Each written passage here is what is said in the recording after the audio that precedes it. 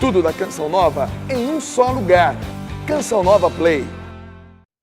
O Senhor esteja convosco. Proclamação do Evangelho de Jesus Cristo, segundo Mateus.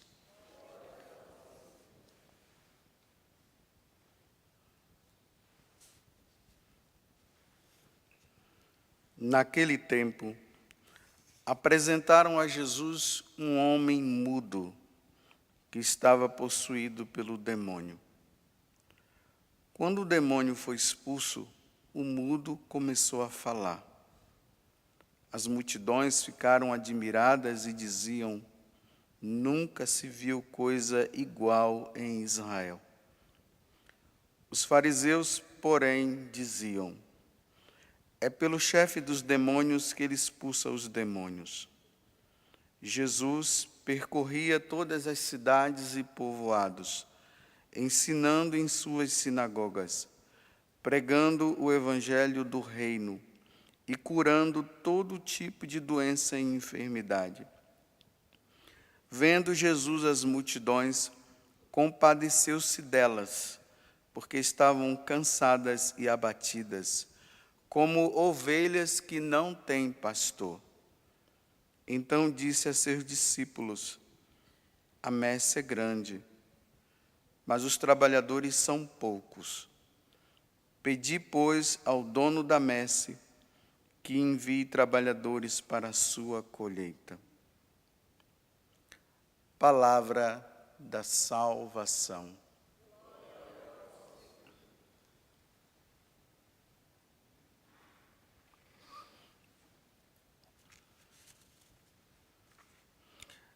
Para nós entendermos essa passagem do Evangelho, onde Jesus faz essa recomendação de nós rezarmos, para que o Pai do céu possa enviar trabalhadores para a messe, nós precisamos entender primeiramente a missão de Jesus. Como eu já falei esses dias, Jesus ele veio para nos salvar. Lá no livro do Apocalipse, no capítulo 12, lá fala que Satanás, ele desceu à terra com muito furor, com muita raiva, sabendo que pouco tempo resta para ele, ou seja, falta pouco tempo para ele fazer todo o mal que ele precisa, porque ele condenado, ele já foi. Então, o que ele puder fazer para destruir o ser humano, nesse tempo que é pouco para ele, ele vai fazer. Então ele veio para nos destruir. Então Satanás veio. Há um combate, há uma luta entre as forças do mal contra as forças do bem, contra Deus e contra o diabo, contra o demônio. E o demônio, ele age. Ele é o mistério da impiedade, ele vive agindo e vive fazendo de tudo para que os filhos de Deus sejam condenados também.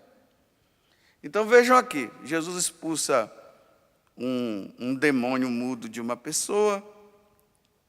Os fariseus que estavam ali não entenderam e começaram a dizer que ele estava fazendo aquilo por obra do próprio diabo, por Beelzebu.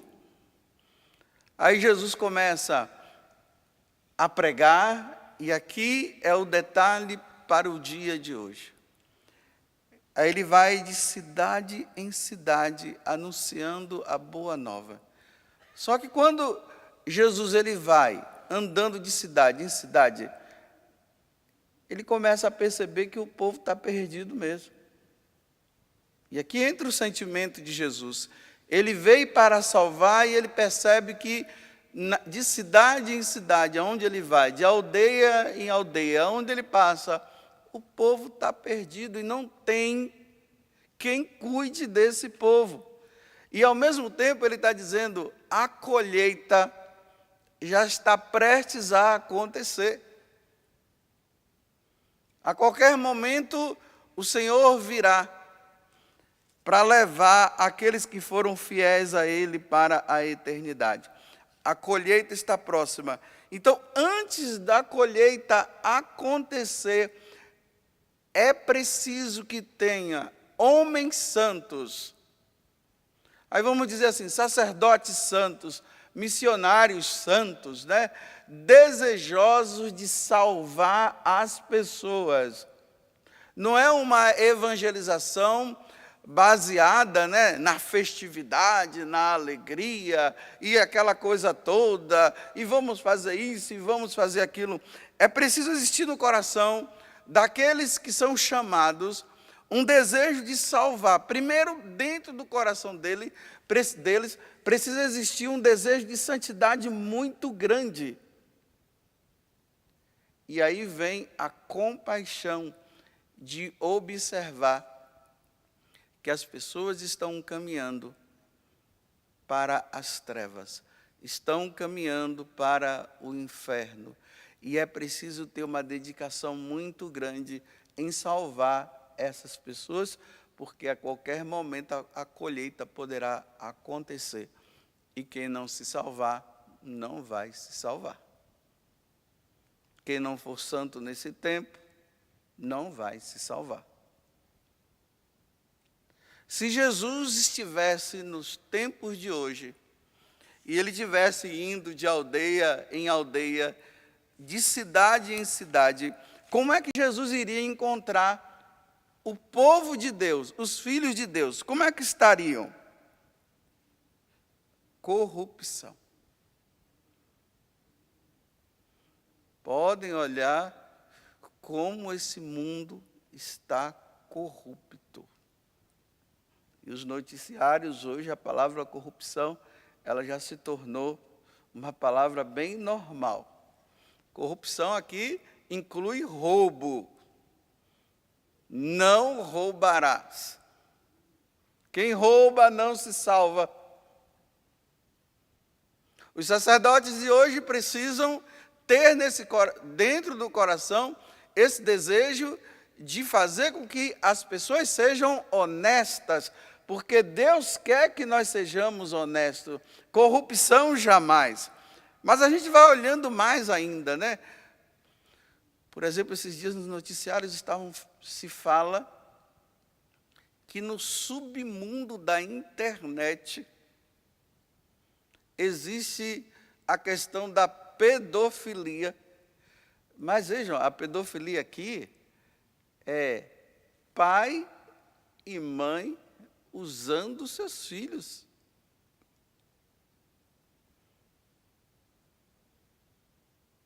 Vocês imaginam um pai e uma mãe combinando? O filho está na barriga da mãe e o pai está mandando mensagem para os amigos dele, preparando, dizendo assim, que daqui a 6 meses, quando essa criança nascer, eles vão usar essa criança de toda a forma possível, comprando até pomadinhas para usar a criança em atos sexuais. Pai e a mãe. Que perversidade. Olha que ponto o homem chegou. Eu acho que uma perversidade maior do que essa não tem. Não sei se tem. Uma criança sendo gerada na barriga da mãe, e os pais estão já preparando esse pai e essa mãe para quando essa criança nascer, daqui a 6 meses, eles vão usar essa criança sexualmente. Só que existem outros casos de 22 dias. De terem usado a criança em 22 dias e depois levaram para o médico, a criança não aguentou e morreu. Mas tem de 6 meses também. Que perversidade.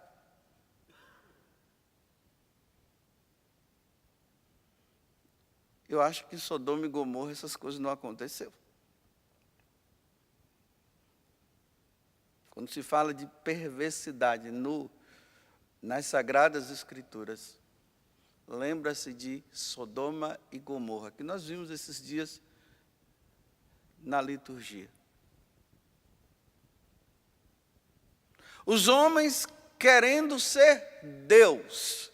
Olha, Deus cria o homem, e o homem agora, ele se acha no poder de ele mesmo se criar. Ou seja, o homem nasce mulher, e agora ele quer se fazer homem. E o homem que nasce, claro, o homem, né? Aquele que nasceu homem, ele quer se mudar para ser mulher. E para nós católicos isso é inadmissível, para nós católicos, porque isso é inadmissível para Deus. Agora, quem não é católico e quer viver isso, tudo bem, mas para nós católicos não. É inadmissível para nós católicos um homem, uma criança, ou sabe lá quem, mudar de sexo. Para nós católicos não. Não pode ser inadmissível. Não pode ser isso. Porque para Deus não é. E as coisas vão se normalizando. É por isso que Jesus está dizendo, reze ao Senhor da messe que envie homens, que envie sacerdotes com desejo de salvar. Não é com desejo de fazer espetáculos.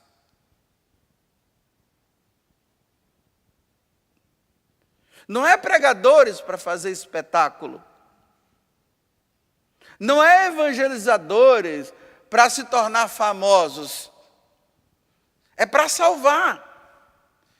Porque o tempo da colheita está chegando. E se isso não acontecer, e se não houver salvação, vai haver perdição para muitos. Ainda mais que Jesus disse esses dias também no Evangelho, né? Que a porta larga é a que passa mais gente. E a porta estreita, que é a difícil ali, porque exige santidade, dureza, desejo de ser santo, desejo pela eternidade. E nesse mundo isso não é fácil. Jesus está dizendo que são poucos os que passam.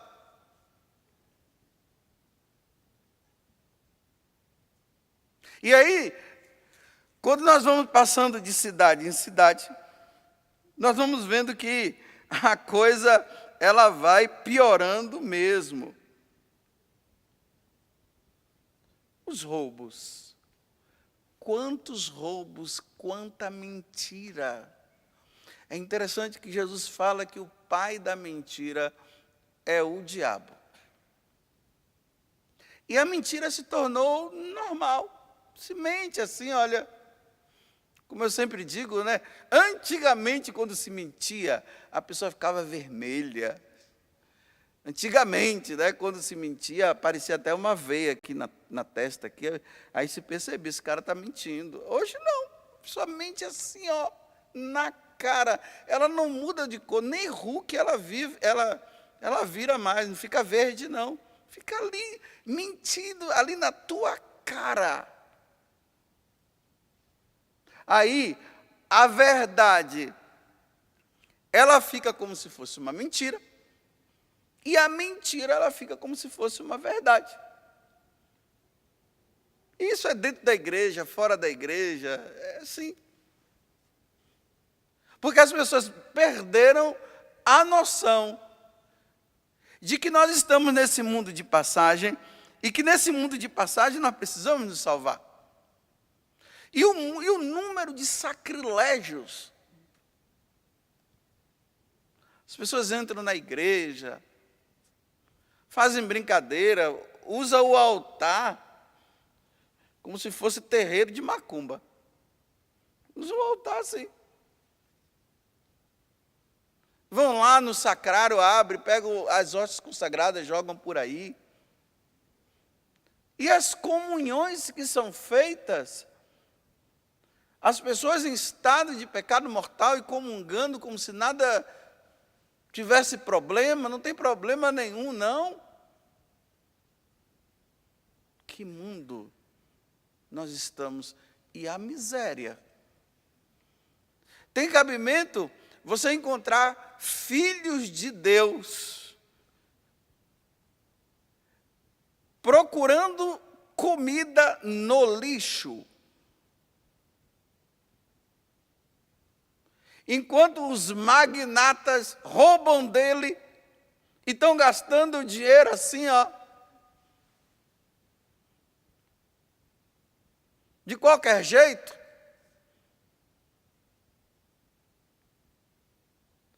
Às vezes eu me pergunto, né, quem é que vai se salvar?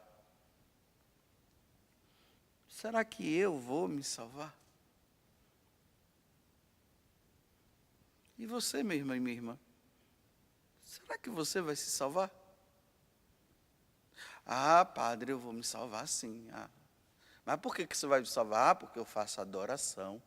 Ah, você vai se salvar? Ah, porque eu vou na missa diária.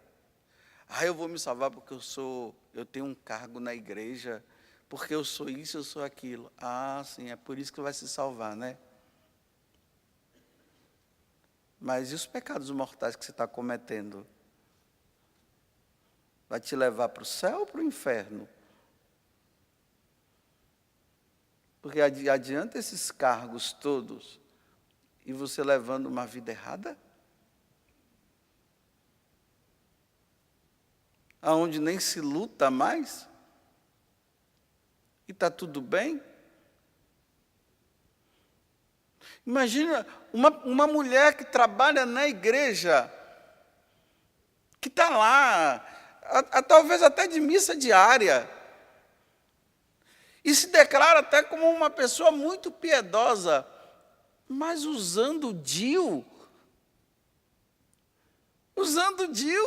e muito piedosa, para todo mundo, é uma piedade muito grande. E um dia eu falei para uma mulher, mas minha senhora, a senhora entende que a senhora é uma assassina porque o DIU mata, é abortivo. Não, mas eu vou ter um monte de filhos, padre. Eu disse, mas você prometeu no dia do seu casamento que você iria receber os filhos que Deus os desse. Ah, mas eu não tenho como ficar cuidando de muito filho, não. Ah, então naquele dia lá no casamento você fez um teatro, não foi?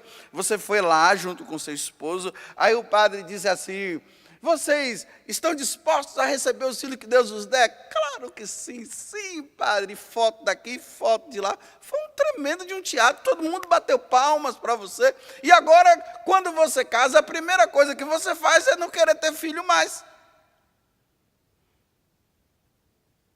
E aí usa o método Billis, ou o método natural, ou tabelinha, como anticoncepcional, porque já começam ali, né? Porque os casais novos hoje são assim, né? Eles casam, aí eles fazem assim, agora nós vamos usar o método durante um ano. Olha, eles acabaram de dizer lá no altar para Deus, que eles iam receber os filhos que Deus desse. Aí eles já vão para a lua de mel usando o método, dizendo assim, hoje não, só daqui a um ano. Tá bom, Senhor? Nós prometemos para o Senhor que nós iríamos receber os filhos que o Senhor desse sim, mas só daqui a um ano. Aí vai usando o método, vai usando. Qual a diferença de você usar o método, usar o anticoncepcional, usar a camisinha, usar sabe lá o quê?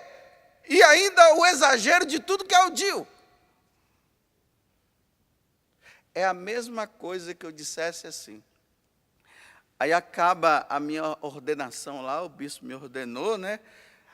Aí eu venho aqui na frente, porque tudo termina em festa, tudo é festa, né? Casamento é festa, ordenação é festa no final, aquela coisa toda, aquelas emoções do momento. Aí você vê lágrimas escorrendo, mas a partir dali já está pensando em fazer o que não deve. Aí a mesma coisa que eu chegasse e dissesse assim, bem, agora, gente, eu sou padre, fui ordenado, e eu só vou atender confissão daqui a um ano. Celebrar missa só daqui a 2 anos. Tem cabimento? É assim que os casais estão fazendo. Daqui a um ano nós vamos ter filho. Aí tem aqueles que dizem assim, olha, nós não vamos ter filho agora porque a condição financeira não está boa. Ah, porque eu preciso terminar a faculdade. Então eu pergunto, por que casou então? Se você tinha que terminar a faculdade, para que casou? Terminasse a faculdade para depois casar. Não, nós casamos, mas precisamos construir a casa. Então, por que não construiu a casa primeiro para depois casar? É esse mundo que está aí. E o pior que isso está acontecendo não é com os pagãos, não é com aqueles que já declararam que não querem saber da igreja, são os homens e as mulheres piedosas, de terço na mão. Eu não entendo como é que esse terço não muda o coração das pessoas. Elas rezam o terço, fazem adoração, fazem tudo, missa diária, mas não muda o coração, elas continuam no mal. Aí, é por isso que eu estou dizendo. Aí Jesus olha e diz assim: eu tenho compaixão desse povo porque está se perdendo. Rezem, para que Deus mande operários para essa colheita que está aí prestes a acontecer, que não tenham medo de dizer a verdade, para que as pessoas se salvem. Porque uma das primeiras coisas que está acontecendo com os evangelizadores de hoje é o medo. É o medo de falar a verdade. Não fala a verdade porque você vai ser processado. Não fala a verdade, senão você vai perder essa amizade. Não fala a verdade, porque se você não pode falar a verdade, então quem é que vai se salvar? Aí eu digo de novo, é um teatro. A evangelização virou um teatro. Holofotes, muita luz, tchan, tchan, tchan, tchan.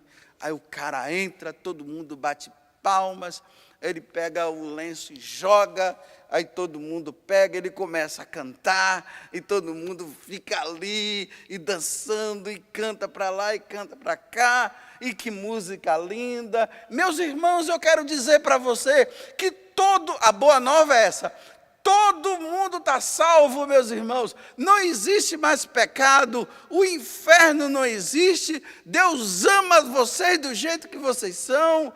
Aí todo mundo bate palmas. Nossa, que Deus maravilhoso. Não tem mais pecado. Eu faço o que eu quero.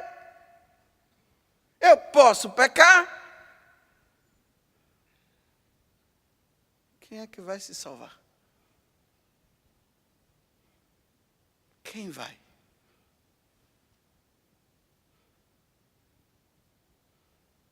Se as pessoas não lutam mais pela santidade e não querem mais ser santas, quem vai se salvar?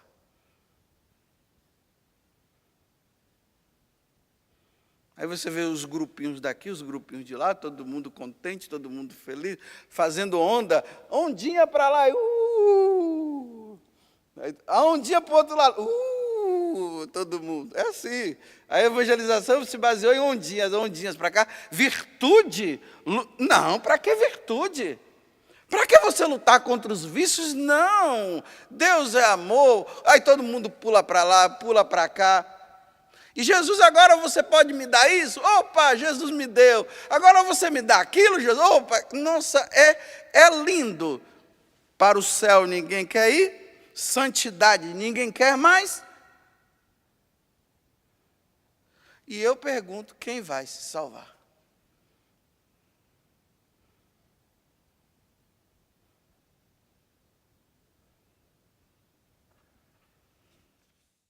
Tudo da Canção Nova em um só lugar. Canção Nova Play.